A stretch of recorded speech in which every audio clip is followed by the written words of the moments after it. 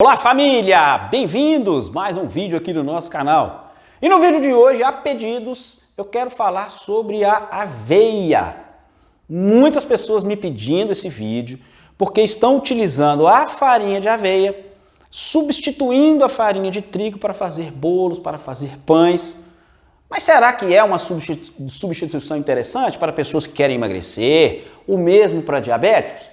É sobre isso que eu quero discutir com vocês no vídeo de hoje. Então, já dá um joinha nesse vídeo, já dá um like. Muitas pessoas ainda estão reclamando que não estão recebendo as notificações dos vídeos novos. É porque você se inscreveu no canal, mas não marcou o sininho. Tem que marcar o sininho para receber as notificações.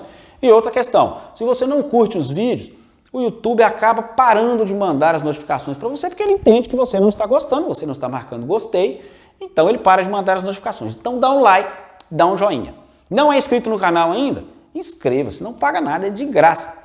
Basta clicar aí em assinar o canal e, claro, marcar o sininho. Bom, então vamos ao ponto. A farinha de aveia é um bom substituto à farinha de trigo? A aveia em si é um bom alimento?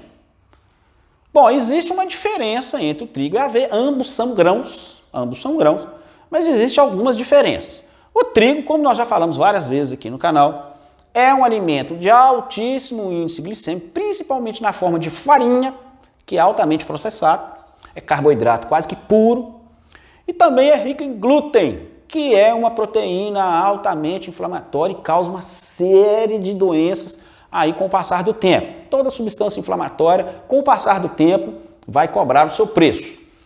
Então, glúten e alto índice glicêmico, que engorda você e inflama você. E a aveia? Bom, a aveia, apesar de ser um grão, tem uma quantidade maior de proteína. Não é tão grande assim, em torno de 13%, mas é maior do que o trigo. Mas também tem muito carboidrato. Mas tem algumas vantagens. Primeiro, ela tem uma riqueza de proteínas, tem uma riqueza de vitaminas, principalmente ali do complexo B, uma riqueza de minerais, uma riqueza de fibras. E essas fibras são muito interessantes para o nosso intestino, porque servem de substratos para aquelas bactérias boas que protegem o nosso intestino. E a aveia também tem uma substância interessante conhecida como beta-glucana. Essa beta-glucana, ela é um antioxidante, assim como outros, mas essa é a mais importante, que já se demonstrou que ela melhora a sua sensibilidade à insulina. Então significa que você tem uma sensibilidade à insulina maior, você precisa produzir menos insulina. E se você produz menos insulina, você se protege do diabetes e você também tem um auxílio no emagrecimento. Então ela tem essas vantagens, mas é preciso ter alguns cuidados. Quando você vai comprar a sua aveia, é preciso que você leia no rótulo se ela é livre de glúten. Ah, mas a aveia tem glúten? Não, a aveia não tem glúten. Mas como ela é processada, transportada, armazenada, muitas vezes junto com o trigo, ela acaba se contaminando ali por um processo conhecido como contaminação cruzada. Então, geralmente no rótulo você consegue ver se tem glúten ou se não tem glúten. Mas nem tudo são flores para a aveia. A aveia é um grão. E como um grão, primeiro, tem muito carboidrato. Então, se você é diabético, se você quer emagrecer e está fazendo pães e bolos com farinha de aveia, entrando com força nesses alimentos, você vai ter problemas. Primeiro porque a farinha de aveia já é um processo, aquilo foi processado. Se pega o grão da aveia, se moe, se processa e nesse processo se retira muito das fibras, muito da beta-glucana, muito das proteínas e fica uma quantidade muito de carboidrato. Então, farinha de aveia não é igual a aveia integral. O pico glicêmico é maior, engorda mais você, tem mais carboidrato e tem menos nutrientes.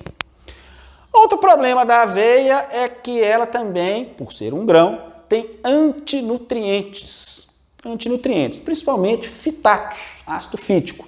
Esses antinutrientes, quando você ingere, ele prejudica a absorção de minerais, como cálcio, como ferro, como zinco. Então, como todo grão, assim como o feijão, assim como a soja, assim como o centeio, assim como o trigo, está ali presente os antinutrientes. Então, infelizmente, todo grão tem esse problema. Os animais vegetarianos têm enzimas capazes de digerir esses antinutrientes.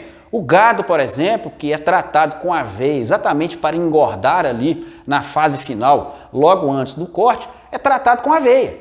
Só que ele tem 4 estômagos, então ele tem um processo de fermentação que consegue inutilizar esses antinutrientes e aproveitar o máximo da semente. Não é o caso de nós humanos, infelizmente, a nossa fermentação é pequena, então nós acabamos sendo prejudicados por esses antinutrientes.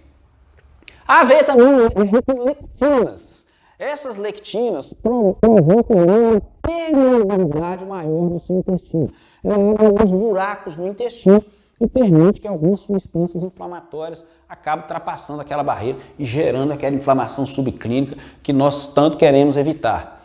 E também, apesar de não ter glúten, a aveia tem avenina, que tem uma função parecida com a gliadina, que está presente no glúten. Ela tem essa função de, infelizmente, abrir ainda mais a permeabilidade intestinal, abrir esses buracos ali no intestino e acaba gerando um processo inflamatório.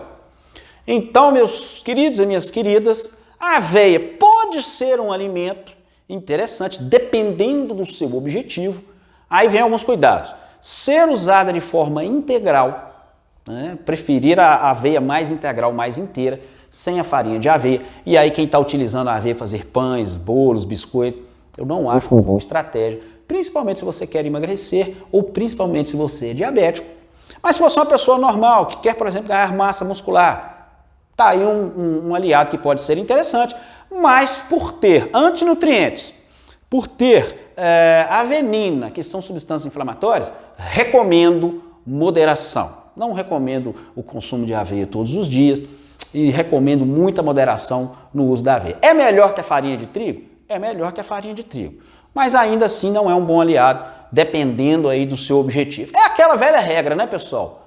Tudo em moderação, dependendo do objetivo que você está correndo atrás. Tudo em moderação pode ser um aliado. Se você abusa, acaba prejudicando você. Isso vale para muitos alimentos. Ok, pessoal? Espero que esse vídeo tenha sido útil, espero que você tenha gostado. Não deixe de compartilhar, muitas pessoas não têm essa informação, muitas pessoas estão usando a farinha de aveia de forma abusiva e vão acabar colhendo resultados negativos. Então eu espero vocês na nossa próxima conversa. Um grande abraço e até lá!